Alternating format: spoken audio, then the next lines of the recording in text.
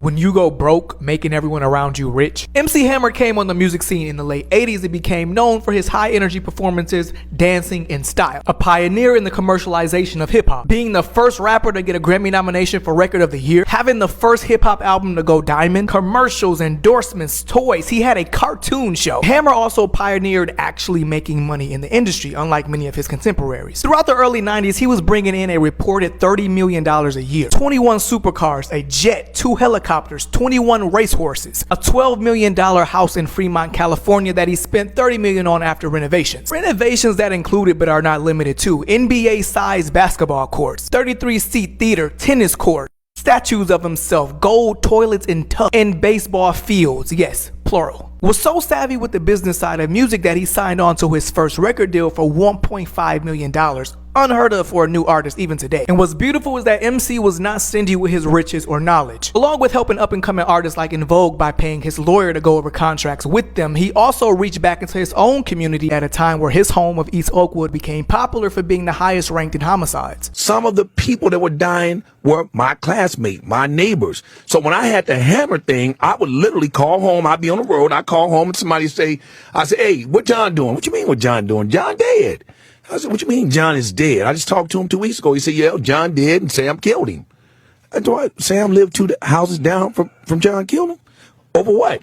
Well, you know, blah, blah, blah, blah. So I said, well, let me speak to Sam then. Hey, Sam, man, check this out, man. Why? Well, blah, blah, blah. I said, why don't you come out here on the road with me, man? I can give you $30,000 a year. I can't give you what you're making on the block, but man, I can't have you keep doing what you're doing. I mean, you killing the very cats we grew up with. Well, 10 turned to 20, 20 turned to 30.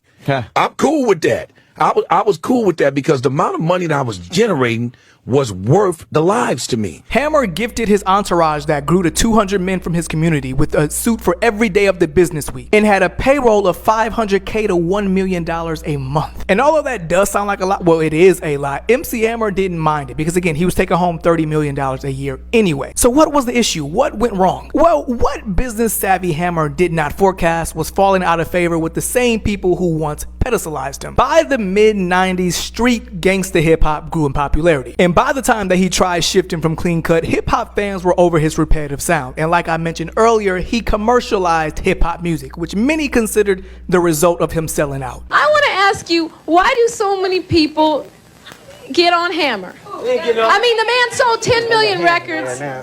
I'm not getting on Hammer, and I'm not going to say he did sell 10 million records, but Crack Fiends bought 10 million rocks. That don't mean crack is good. That don't mean nothing. Selling records don't mean nothing. The reason, I mean, I'm down with him because he's a brother and he's making his mail. But, however, he's diluting rap. You know what I'm saying? He's making something, he's playing that Sambo role, and the reason everybody's buying his record is because he's no threat, and everybody want to see Sambo dance.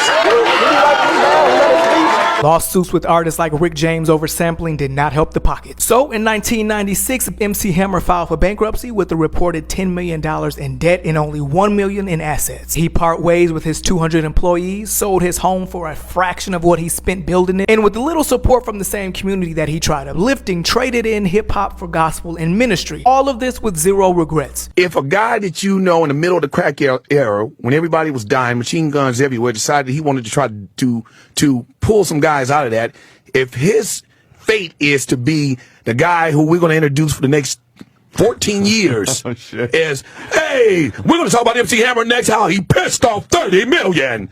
Man, that's what you get for trying to contribute to the community. Let's give this living hip-hop icon and pioneer his flowers. And while you're at it, comment the dancing male emojis